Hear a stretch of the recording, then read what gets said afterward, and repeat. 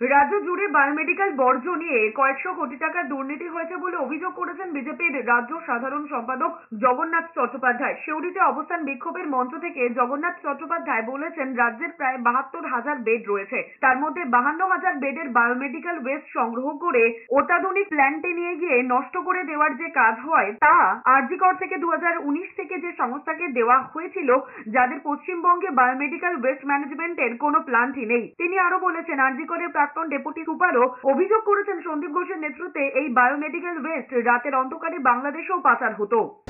পশ্চিমবঙ্গে ৭২,০০০ স্বাস্থ্য ব্যবস্থায় বেড আছে, ৫২,০০০ বেডের বায়োমেডিক্যাল ওয়েস্ট তা নির্দিষ্ট প্ল্যান্টে গিয়ে করে তাকে নষ্ট করে দেওয়ার যে কাজ, সেই কাজ আরজি কর হাসপাতালে ২০১৯ সালে একটি সংস্থাকে দেওয়া হয়।